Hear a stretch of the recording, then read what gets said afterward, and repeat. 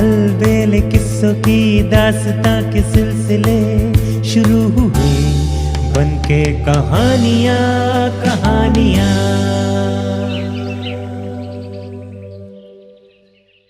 आइए सुनते हैं आज की कहानी सात भाई चंपा। एक राजा की 7 रानियां थी। प्रथम 6 रानियां अत्यंत अहंकारी थी। छोटी रानी शांत स्वभाव की थी, इसलिए राजा छोटी रानी को सबसे अधिक चाहते थे। बहुत दिनों तक राजा की कोई संतान नहीं हुई। उनके बाद इतने बड़े राज्य को कौन संभालेगा, ये सोच सोच कर राजा अत्यंत दुखी रहते थे। कुछ दिनों के बाद छोटी रानी ने गर्भ धारण किया। राजा के हर्ष का ठिकाना न रहा। राजा ने सारे राज्य में मुरादी करवा दी कि राज भंडार खोल दिया गया। मणि माणिक की मिठाई, जिसे जो चाहिए जितना चाहे ले जा सकता है। बड़ी रानियां ईर्ष्या से जल भुन गई। राजा ने अपनी छोटी रानी की कमर में सोने की जंजीर बांध दी और कहा, जब बच्चा होगा तब इस जंजीर को हिला देना, मैं आकर बच्चे का मुंह देखूंगा। ये कहकर वे राज दरबार में चले गए। छोटी रानी को बच्चा होगा तो उसके घर में कौन रहेगा, ये प्रश्न उठा तो बड़ी रानियों ने कहा कि इस कार्य हेतु दासियों की सेवा क्यों ली जाए, ये काम हम लोग ही करेंगे। बड़ी रानियों ने छोटी रानी के कमरे में जाकर जंजीर को हिलाया। राजा राज दरबार का काम धाम छोड़कर ढाक ढोल मणि माणिक के पंडित पुरोहित को साथ लेकर उपस्थित हुए, पर कुछ भी हुआ न देखकर निराश लौट गए।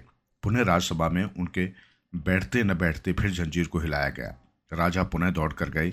इस बार भी कुछ नहीं हुआ। गुस्से में राजा ने कहा, जब कुछ हुआ ही नहीं तो जंजीर क्यों हिलाई, मैं सब रानियों को काटकर फेंक दूंगा। ये कहकर वे चले गए। छोटी रानी ने एक एक कर 7 पुत्रों एवं 1 पुत्री को जन्म दिया। सारे बच्चे चांद के टुकड़े, फूल की कली जैसे लग रहे थे। उनके जन्म लेते ही कमरा प्रकाशित हो उठा। छोटी रानी ने धीरे से पूछा, दीदी कौन सी संतान हुई है? बड़ी रानियों ने छोटी रानी के सामने मुंह बिचकाकर हाथ नचाकर कहा, संतान न हाथी हूं, तुमने तो कुछ चूहों और मेढकों को जन्म दिया है। ये सुनते ही छोटी रानी बेहोश हो गई।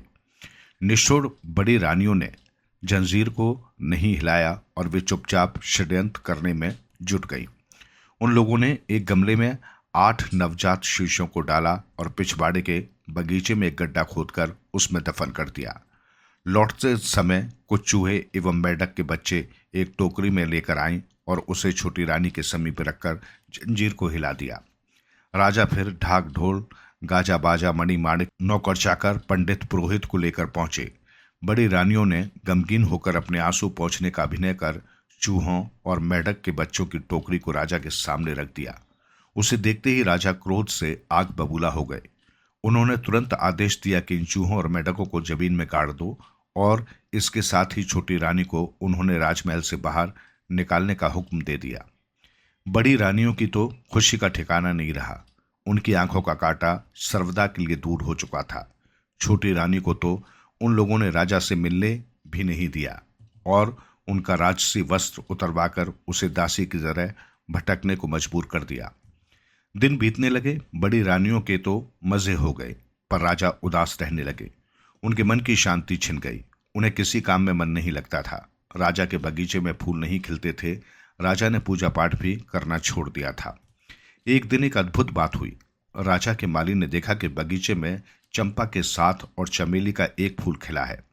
उसने राजा को ये बात बताई। राजा ने उसे आदेश दिया, वे फूल तोड़कर लाओ, आज उन्हीं फूलों से मैं पूजा करूंगा।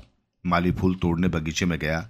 उसे देखते ही चमेली के फूल ने चंपा के फूल से कहा, 7 भाई चंपा, जागो रे जागो। तभी सातों चंपा के फूलों ने एक साथ कहा, क्यों बहन चमेली, हमें क्यों बुला रही हो? चमेली बोली, राजा का माली आया है, उसे फूल तोड़ने दोगे या नहीं? देखते ही देखते चंपा के सातों फूल ऊपर उठ गए और उन्होंने एक स्वर में कहा, नहीं देंगे नहीं देंगे फूल, और ऊपर उठेंगे। पहले आए राजा, फिर देंगे फूल। ये देख माली अवाक। उसने ऐसा चमत्कार अपने जीवन में कभी नहीं देखा था। फूल की डालियां फेंक कर वो दौड़ा दौड़ा राजा के पास गया और उन्हें सारी बातें बताई। सुनकर राजा आश्चर्यचकित रह गए। तुरंत सभी सभासदों के साथ वहां उपस्थित हुए। फूल तोड़ने राजा जैसे ही आगे बढ़े, चमेली के फूल ने चंपा के फूलों से कहा, 7 भाई चंपा, जागो रे जागो। चंपा के फूलों ने पूछा, क्यों बहन, किस लिए बुला रही हो? चमेली बोली, राजा स्वयं आए हैं, उन्हें फूल तोड़ने दोगे या नहीं?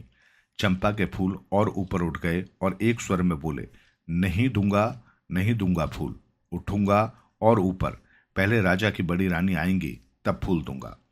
ये कहकर चंपा के फूल और ऊपर उठ गए। राजा ने बड़ी रानी को बुलवाया।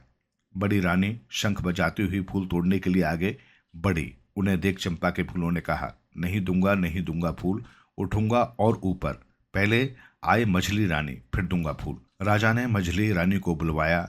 फिर एक एक कर सारी रानी आई, परंतु फूल ऊपर उठते गए।